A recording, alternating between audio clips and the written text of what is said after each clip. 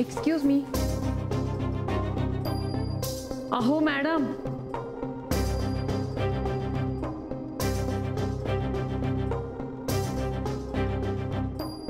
अहो मॅडम,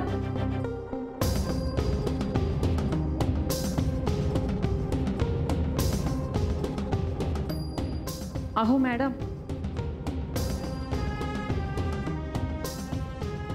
अहो मॅडम, माझं बाळ झोपलंय. हा,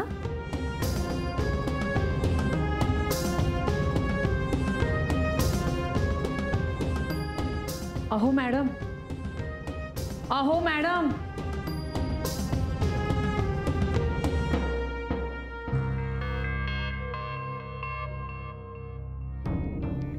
बस झालं आता मॅडम. तुम्हाला सांगितलेलं कळत नाहीये? अहो काय झालंय? केव्हापासून सांगतेय, माझं बाळ झोपलंय, त्याला जाग येईल. Please stop and please you go to your room only. मला आराम करायचंय. मी इकडे राहायला आलेली नाहीये आणि माझ्या नवऱ्याचं हॉस्पिटल आहे. सो हे बघा, हॉस्पिटल कोणाचंही असेल, पण तुम्ही प्लीज निघा इथून. आणि नाही गेले तर? ही जबरदस्ती आहे. तुम्ही तुमच्या रूम मध्ये निघा. मी जाणार नाही. हळू बोला, माझं बाळ झोपलंय. मला काय सांगताय हळू बोला? तुम्ही स्वतः किती जोरात बोलताय. काय चाललंय? काय झालं? बरं झालं सारिका आलीस. प्लीज सांग यांना. यांनाच सांग, या उद्दामपणा करतायत. मॅम तुम्ही बाहेर चला प्लीज. त्या तुम्हाला सांगतायत बाहेर जायला. मॅम तुम्हाला बाहेर जावं लागेल. सारिका तू मला सांगतेस? मी ऐकणार नाहीये. मी इकडून कुठेही जाणार नाहीये. हेच चाललंय. मघापासून सांगतेय, आवाज कमी करा, पण ऐकत नाही. अहो पण तुम्ही किती जोरात? बाहेर चल. आत्या प्लीज. मोनिका,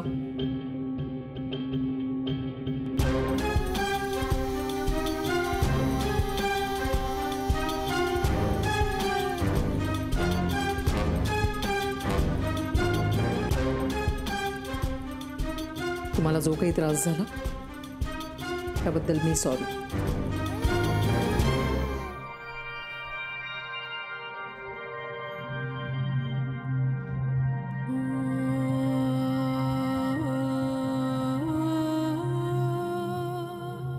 म्हणजे माझा त्रास काहीच नाही.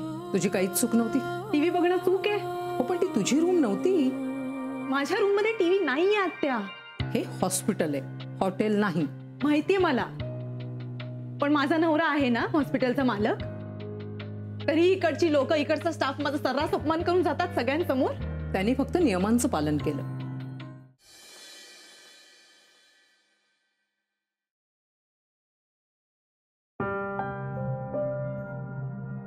मला माहिती तू खूप दमलायस, पण तरी मला तुझ्याशी जरा बोलायचंय. बोल. तू उद्यापासून माझ्या बरोबरच घरी येणार. का? कारण मी घरी आल्यावर प्रत्येक दिवशी वेगळं सरप्राईज मांडून ठेवलेलं असतं माझ्यासाठी. मला नक्की कळेल का काय झालंय? आर्यन अथर्व वन्स अगेन गोंधळ करून ठेवला होता आपल्या रूम मध्ये त्यांनी. अथर्व खुर्ची घेऊन बेडवर बसला होता आणि काय तर म्हणे बस बस खेळत होते. पूर्ण पसारा करून ठेवला होता रूम भर.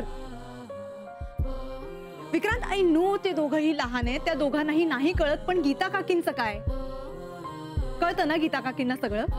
ते काहीच बोलल्या नाही त्या दोघांनाही, बघत बसल्या नुसत्या. हे बघ, मी गीता काकीला चांगलं ओळखतो. फक्त तुला त्रास व्हावा म्हणून जाणून बुजून ती असं वागणार नाही. पण मी म्हणतच नाहीये त्या हे सगळं जाणून बुजून करताय. पण त्यांना माहितीये ना मी घरी परत येणार आहे. मग त्या दोघांनाही रूम मध्ये घेऊन जायला काय होत होतं? म्हणूनच मला माझी रूम चेंज करायची नव्हती. प्रायव्हसी नाही मिळत विक्रांत. आणखी काही? आणखी काही? अच्छा, म्हणजे मी तक्रारींची लिस्ट घेऊन बसलीये का? मी सांगितलेलं काहीच पटत नाहीये तुला? मी असं कुठं म्हटलं? पण तू पॉझिटिव्हली रिस्पॉन्सही देत नाहीयेस मी सांगितलेल्या गोष्टींवर. हे बघ विक्रांत, घरात सुद्धा हेच होतं आणि हॉस्पिटलमध्ये सुद्धा तेच होतं. मोनिका, मी तुला सांगितलंय तुझ्या सगळ्या इच्छा आणि सगळ्या अटी पूर्ण होतील. हो, तू म्हणालायस ते, पण मी सांगितल्यानंतरच सगळ्या अटी पूर्ण होतात ना. मी बायको आहे ना तुझी.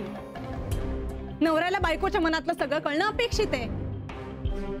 आणि प्रेग्नंट असताना तर अगदीच, पण आपल्या केसमध्ये सगळं वेगळंच आहे नाही का. तू 2 मिनिट जरा शांत होशील प्लीज. आणि एकदा नक्की ठरवून घे, सगळा आरडाओरडा चिडचिड तू का करतेस. फाईन, बोल.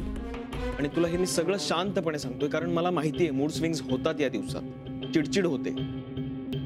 आणि तुझी चिडचिड होऊ नये म्हणून शक्य तितकी काळजी घेतोय मी. पण मला तसं वाटत नाहीये, म्हणजे तसं दिसत नाहीये मला. प्रत्येक गोष्ट माझ्या मनाविरुद्ध होती. मला न विचारता डिसिजन्स घेतले जातात या घरात आणि मग गोष्टी माझ्यावर येऊन आदळतात.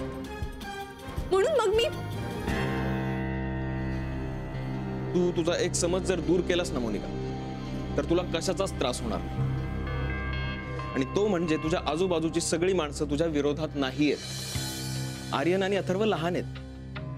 असं ठरवून त्रास देता येतो हे त्यांना कळत सुद्धा नाही. आणि ज्यांना कळतंय ते ठरवून प्लॅनिंग करून तुला त्रास देतायत असं नाहीये. म्हणजे मी असं म्हणत नाही की तुझं सगळं चुकतंय. तू फक्त थोडासा पेशन्स ठेव.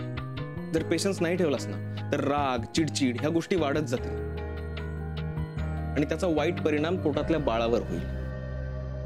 मोनिका, तू सगळ्या गोष्टींमध्ये काहीतरी वाईटच बघतेस. त्यामध्ये काहीतरी चांगलं शोधायचा प्रयत्न कर. मिळेल, नक्की मिळेल. कारण हे सगळं फक्त तुझ्यासाठीच चाललंय. हे बघ, जग बदलेल, पण उद्या. त्याआधी तू स्वतःला बदलण्याचा प्रयत्न कर आज. गीता काकी, आर्यन, अथर्व यांच्याशी मी बोलेनच, पण तू स्वतःशी बोल आणि बघ काही फरक पडतोय का.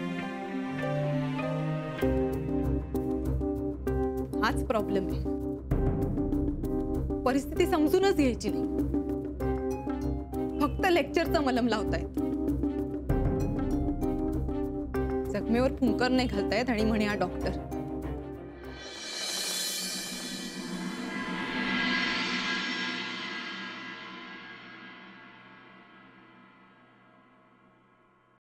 गीता काकीशी बोलणं झालंय माझं.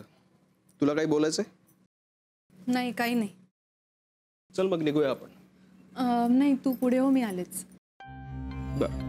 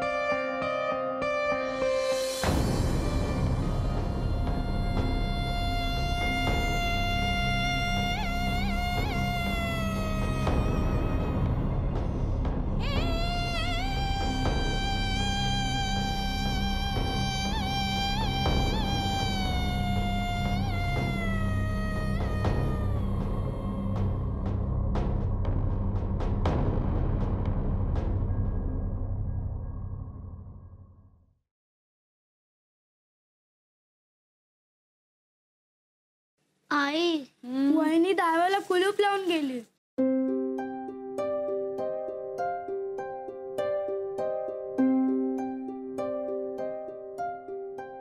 कसं आहे ना बाळा, तुम्हाला कशी शाळेला सुट्टी मिळते त्याचप्रमाणे तुमच्या बसलाही मिळायला नको का?